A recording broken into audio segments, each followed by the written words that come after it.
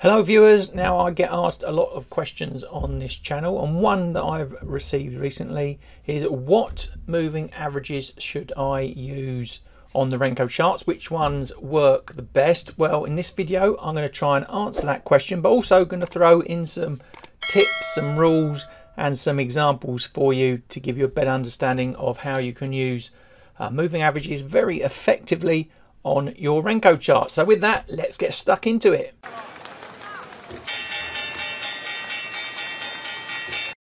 So I've been using Renko charts for a very long time, and one of the tools that I put on top of those charts are moving averages. So in this video I'm giving you my many years of experience using the moving averages, and I've also back tested this tool, the moving average, on the Renko chart across all different types of markets and block sizes.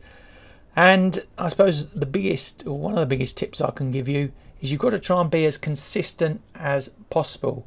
That's when you are overlaying the moving averages by market, by block size.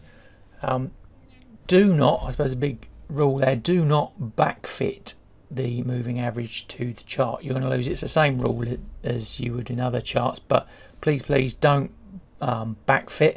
Back test by all means, but do not backfit. Now I'm going to show you later in a video how or the combinations that I use, but I try and apply them consistently. That keyword there, consistently, using the same moving averages, whether it's a different market or a different block size. Like I said, I'm trying to be as consistent as possible. And another big takeaway, remember, we're not using time here per se, we are using block size. So the moving average calculation is on the number of blocks that you're seeing on the screen, rather than time like you would see in a candlestick or bar chart. There are many different types of moving averages you could use on top of the Renko chart, but my top tip here is to keep it as simple as possible. You might want to use exponential weighted moving averages, derivatives of the moving average, other indicator type based moving averages that others have thought up or are common in that space. But like I said, my top tip is to keep it as simple as possible, and I've found using simple moving averages to be the most effective on the Renko charts. Now, what do I use them for? Well, we've got an NVIDIA chart in front of us, just to show you quite easily what you could potentially use them for. Three things really, here and here: entry and exit. We might get in as the blocks move up through the moving average and exit on the way out. Found that highly effective trade management tool. Trailing stops as well, another trade management tool. You might get in on that trade there and you can trail your way up with the shorter term trend.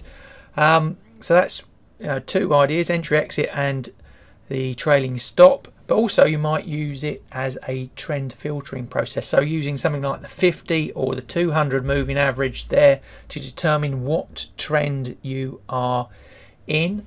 Highly important. Remember, the rule, trend is your friend. It's the same in Renko charts. So you may be thinking that you can use moving averages just on their own as your strategy. Well, a bit of a warning there. Remember that markets really only trend about a third of the time, and that makes a consistent strategy using moving averages on their own very tricky and difficult to apply. Remember that sideways movement, the chop, that just using these moving averages on your chart might cause you a lot of whipsaw trades, entry, exits, and you getting nowhere, losing your money. Now we've got the DAX 40, the German stock market, in front of you. Again, you can see on there this sideways action. It's just going like that. You're getting in and out. It's probably not enough on the swings there to make money from, unless you're super tight on your stops, and again that adds in risk to it. You might use the 200 moving average as your filter, saying you're only going to take long trades above it, above the shorter one, but still that can get you into trouble. So my big top tip here is to use the moving averages in combination with other indicators, and that's going to add a lot more strength, probability of success to your trades using Renko charts.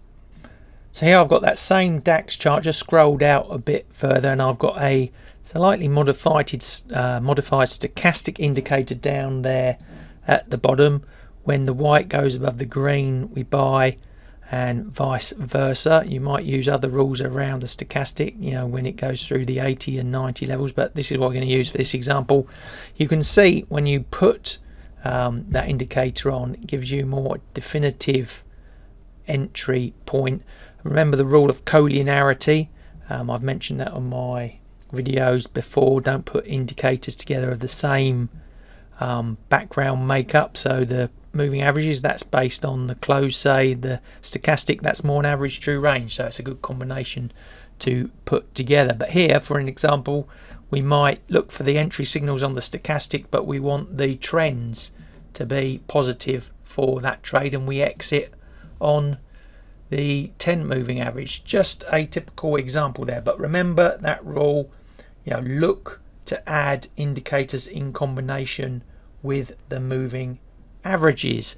So that leads me on now to what actual moving average numbers do I use and how I've found worked best, you know, in my experience using Renko charts.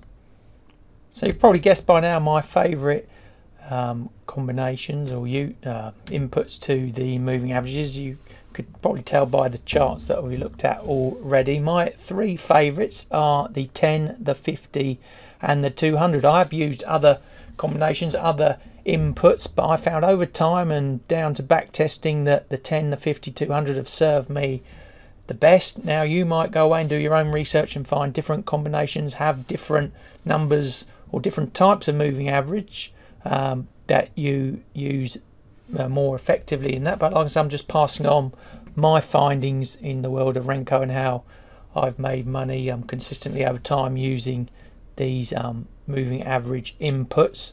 Like I said, 10, 50, 200, but I've also broken it down into different asset type for you. We've got four types here. So we've got Forex first of all. What do I use there? It's a 10, 200 combo. Equities, I use 10, 50, 200. Indices, 10 and 50. And commodities like FX, the 10 and 200. So let's summarize what we've gone over in this video. Well, the first takeaway was when you're using moving averages, be consistent. Don't backfit. If you can backtest, you've got the ability to backtest, then please do that, but do not backfit. Always use the moving averages in combination with other indicators like we saw in the example. Use moving averages for trend filtering, trade management like trailing stops or entry and exit, all very good for that. And then my favorite combinations, as you saw by the different asset class, but basically were the 10, the 50 and the 200 moving average. So I hope you've liked today's video, found it useful. If you have, please give us the thumbs up. Don't forget to hit the subscribe and bell buttons to receive further notification of new content as and when it comes out. Now, if the Renko chart trading style has caught your fancy, then coming up right now is a link to a very detailed, thorough course on the YouTube channel, my YouTube channel, totally free. Work your way from the top to the bottom of it and you will come out the other side as a Renko expert, and that playlist is coming up right now.